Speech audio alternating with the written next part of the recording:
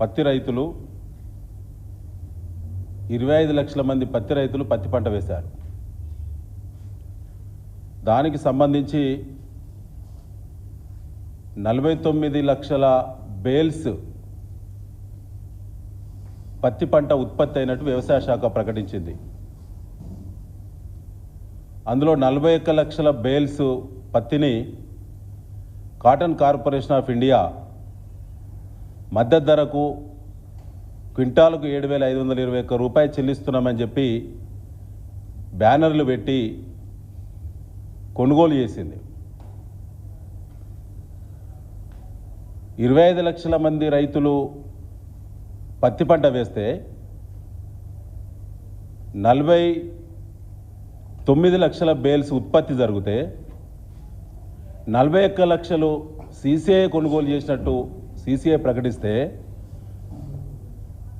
25 లక్షల మంది రైతుల సంఖ్యకు గాను 6,30,000 మంది రైతులు మాత్రమే సీసీఐకి అమ్మినట్టు ఆ 6,30,000 మంది రైతుల వివరాలు వాళ్ళు ఆన్లైన్లో పెట్టారు.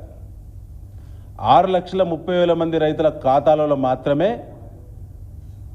ఈ 41 లక్షల బేళ్ల పత్తికి సంబంధించినటువంటి వేల కోట్ల రూపాయలు ఆ ఖాతాలో జమ కావడం జరిగింది. అంటే ఈ రాష్ట్రంలో ఉత్పత్తి అయినటువంటి పత్తి ఎంత, ఈ రాష్ట్రంలో పత్తి పంట వేసినటువంటి రైతుల సంఖ్య ఎంత, సీసీఐ కొనుగోలు చేసినటువంటి పంట బేళ్ల రూపంలో చూస్తే 80% పంట కొనుగోలు చేసింది సీసీఐ, 20% మంది రైతుల నుంచి మాత్రమే కొనుగోలు చేసినట్టు అధికారిక లెక్కలు చెప్తున్నాయి. దీని ఎన్నుకున్నటువంటి మర్మం ఏంటి, కుట్రేంది, కుంభకోణం ఏంటంటే టెంపరరీ రిజిస్ట్రేషన్స్ పేరు మీద ఈ రాష్ట్రంలో వ్యవసాయ శాఖ, మార్కెటింగ్ శాఖ, కాంగ్రెస్ పార్టీ రాష్ట్ర పెద్దలందరూ కూడా కుమ్మక్కై వందలాది మంది బ్రోకర్లను పెట్టుకొని మార్కెట్ల వారిగా మార్కెట్ కమిటీలు కూడా ఇందులో భాగస్వాములై సీసీఐ కొనుగోలు చేయాల్సినటువంటి షెడ్యూలు అక్టోబర్ మొదటి వారంలో సీసీఐ కొనుగోలు కేంద్రాలు ప్రారంభించాల్సినటువంటి షెడ్యూల్ను నవంబర్ మొదటి వారానికి వాయిదేసింది. దానివల్ల నెల రోజులు కొనుగోలు మద్దతు ధర లేట్ అయింది కాబట్టి కడుపుగాలిన రైతు, అప్పుల ఒత్తిడికి గురైనటువంటి రైతు ఆ పంట రైతు చేతులకు వెళ్ళి వచ్చి మార్కెట్లో బ్రోకర్ల చేతిలో, ట్రేడర్ల చేతులకు వచ్చింది. ఇది ఒక వ్యూహాత్మకమైనటువంటి, ఒక కుట్రపూరితమైనటువంటి, ఒక ప్రణాళికాబద్ధమైనటువంటి ఒక కుంభకోణం. దీపావళి సందర్భంగా ఈ రాష్ట్రంలో ఉన్నటువంటి ప్రధాన ట్రేడర్సు,